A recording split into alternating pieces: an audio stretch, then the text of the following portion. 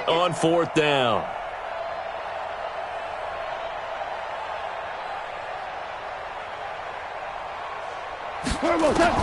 They go ahead and snap it. Gone.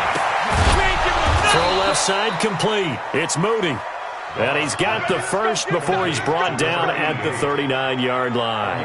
Now, no reason not to try it there, and they do indeed convert on 4th.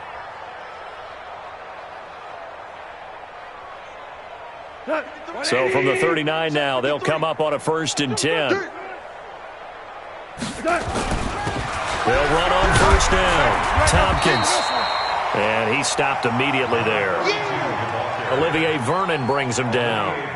Early down stuff to put this offense in a precarious position. We know that securing the point of attack, especially against the big-bodied guys in the middle of this D, has got to be priority one.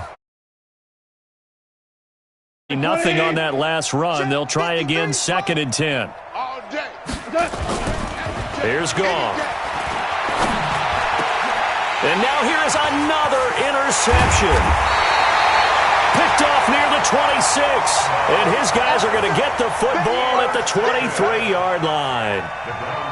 The interception woes, they just continue to mount. He's thrown 5 picks. At this point, you got to be thinking, is it something between the ears? I think a confidence hit does occur once you start getting those numbers up there a little bit. But as you and I both know, it's not always just one guy's fault. Maybe somebody ran a wrong pattern. Maybe some balls were tipped. It could be so many different things. Bottom line, though, it comes back to the guy throwing them. Throwing, Mayfield. Now Mayfield lost the football. And now the Rams have got it, going the other way. And it'll be 1st and goal at the 7-yard line. Well, partner, they went empty set there. No backs in the backfield. All receivers out in the pattern. And in this situation, you know what the quarterback has to do? Act as his own blitz control. Yeah, he's got nobody else there to protect him. No one else there to protect, which means he's got to get rid of the football and absorb the hit, but not go down and fumble the ball. So after the sack, a scenario you certainly don't work on too often. 2nd and 24. He's letting it fly for Cooks. And that will be incomplete. Tried to dial up the long one way out there, but it'll be 3rd down. 4th quarter, you've got the big lead. If you're coaching, Charles, you still taking shots like that downfield? I'd be a little more concerned with running some clock and making sure you're taking care of the lead, because you keep flinging it around, you throw a couple of picks, you can put yourself in jeopardy. And now the 3rd down throw incomplete as well. Not only was the call spot on, how about the execution of that defense right there? Zone was absolutely locked up tight. He was trying to force it in there on 3rd down. But if there's a time to force it, he felt like he needed to make a play, right? Yeah, exactly right. 3rd down, you got to try and find something. There's nothing available there for him. Set to begin their next drive, the Rams offense at the line. And there are parts of their last drive they'd like to emulate. And, of course, they'd like to forget the ending, the interception. But they did put together, Charles, a nice sustained drive to get him down the field. Yeah, and unfortunately for them, the only thing that matters is part 2, right? Because once they threw the interception and finished off the drive, that does them no good to go back and say, well, you know, we had a good one going. Finish things off. That's the only way you can get it done. So 2nd down and 10. Once again, they'll go from the 40. On 2nd down, here's a run with Mack. And he is met in his tracks behind the line of scrimmage. It'll go as a loss of a yard, and it'll set up 3rd down. The Rams on 3rd down. They've converted just 2 for 6 thus far. This is 3rd and 11.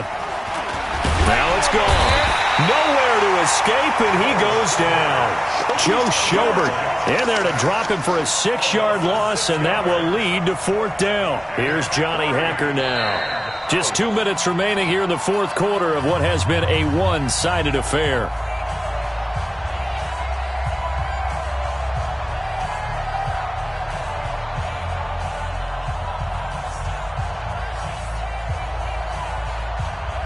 So it's Rams football here as we get you reset. All right, they're going to try and keep hope alive here on 4th down. They're going for it. Goff now looks to throw. And it is incomplete. They had to go for it with such little time remaining. And the Browns are going to get this thing back. Excellent field position. So they'll come up 1st and 10 now from the 33. Come get some. Come get some. Come on. So instead of running, Mayfield's going to throw it here. Oh, the ball comes out on the hit, but they'll say it's incomplete. The incompletion there stops the clock. Any surprise they're throwing here late? Ordinarily, yes, because you would think enough is enough. They've got plenty of lead, but I've seen this a bunch of times as well. The defense is going to crowd the line of scrimmage. If you just hand it off inside, you're getting your running back popped a lot as well. And he will get into the end zone. It's another touchdown. This thing is ugly. Well, this game is definitely over, but we do know some people like to go ahead and continue to add to their score, don't we? Yeah, I don't know that they need to add any more right now, though. I'm just starting to think about those dinner plans tonight, my friend. Well, you and I will be thinking about dinner plans, but we also know they're playing people are thinking, how can I get some more scores for my fantasy, for other things? They're trying to figure that part out now. By the way, last weekend we went sushi because that's what you wanted. We're going steak tonight. I'm in. All right. And in hindsight, probably should have stayed where he was, as he'll only get back to the 16-yard line. Set to begin their next drive, the Rams offense at the line. They are just obviously getting shellacked here in this one, Charles. What's the message if you're a coach for this final drive in a lopsided game like this? For a lot of coaches, be honest. Don't forget today. Don't forget what has happened out here. Yeah, use that as ammo going forward. Exactly. Take a great look at that scoreboard. Realize how poorly everything went for us today. Coaching, playing, the whole deal. And never forget it, because you're not going to want that feeling again. No, you don't want that feeling again. And who knows? You may meet up with this team again. The second down play, not much better than the first. Just a gain of 1 there. Throwing on third. Gone. He's going to let it fly. And that's going to wind up incomplete. However, we do have a flag down. Let's check in with our referee. Some boos coming down right now from this home crowd after that call. Yeah, and that was because of the pass interference call. But for a second there, I thought maybe they'd gotten a look at my appearance as Othello in the high school play. you were Othello? Not a good one, let me tell you. On first down, they'll stay with Mack on the ground. Absolutely nobody fooled there. He's going nowhere fast as he's stopped behind the line of scrimmage. Now the Browns will use the first of their 3 timeouts. That'll leave them with 2 remaining. We'll be back after this. Michael, go to the 180. Let's put them on the buses. Let's put that team on the bus. Throwing on 2nd and 14. Goff. And a big loss here as he's taken down. Mack Wilson. What a play by him. That's going to go as a loss of 13. We've been around this league for a while, and many coaches never pull their starting quarterback, almost no matter the situation. In this case, though, I think he's got to make a decision. He's taking a pretty good beating out there. Yeah, and with the deficit, maybe not wanting to risk an injury. Gone. Oh, the pressure too great, and he goes down once more. Now the Browns signal for the second of their timeouts. That'll leave them with just 1 remaining in this 4th quarter of play. Goff and his guys not coming off the field. They're going for this. Here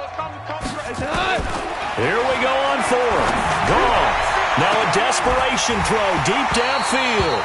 And this is going to be incomplete. They had to go for it with such little time remaining. And the Browns are going to get this thing back. Excellent field position. Line of scrimmage, the 37 on 1st and 10. Hey, check Michael out. Hey, Foxtrot. Well, the lead late in the 4th, and Mayfield's going to throw it. He's letting it fly for Cooks. And he knocks the ball away, and it falls incomplete. Brandon Cooks, the receiver he was going after. But it's going to be 2nd down.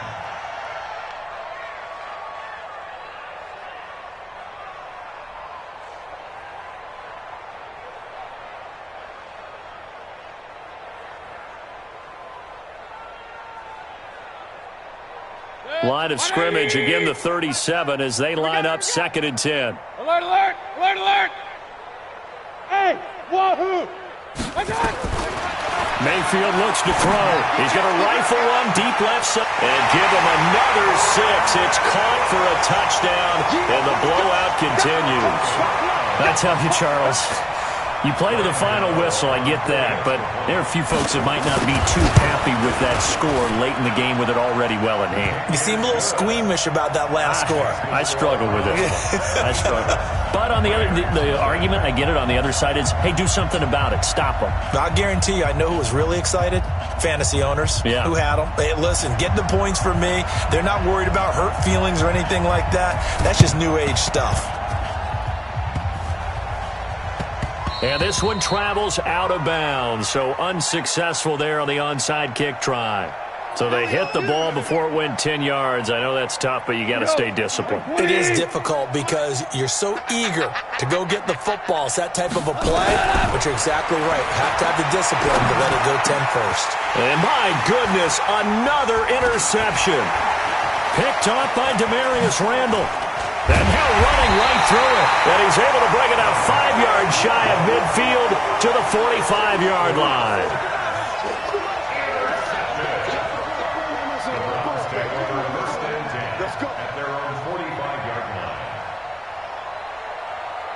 The Browns' drive about to get started. They have the dream scenario you hope for coming into the game. Just one kneel here, and this game should be over. And it's always the final play of preparation each week. The practicing of the kneel-down formation, the victory formation. We've got a game in hand, and that's all they're going to want to do now. They'll put someone back deep just in case something goes haywire. But all in all, take the snap, kneel down, and shake hands. Yes. Get out of there. So Cleveland able to come away with the victory here. And I tell you what, Charles, this might be about as good as it gets. They were incredible. Yeah, offense was in fine form. The defense threw the shutout at them. I think they worked in concert together. What I like about the offense was they held the ball pretty well. You know, time of possession, exactly what they were looking for in this one. And that helped out their defense. Didn't have to be out there the entire time. So when you do that and you're out there fresh playing, off a little extra spring in your step, and it showed up in this one. They had a ton of spring in their step. Impressive victory. So for the Browns, they move back over 500 at 3-2 now on the year. And they will hit the road next week to take on the Pittsburgh Steelers. Meanwhile, for the Rams, things aren't looking good. It'll be an 0-5 start, and they'll get a chance to redeem themselves at home next week. And for Charles Davis and our entire crew, I'm Brandon Gaudin. You've been watching the NFL on EA Sports.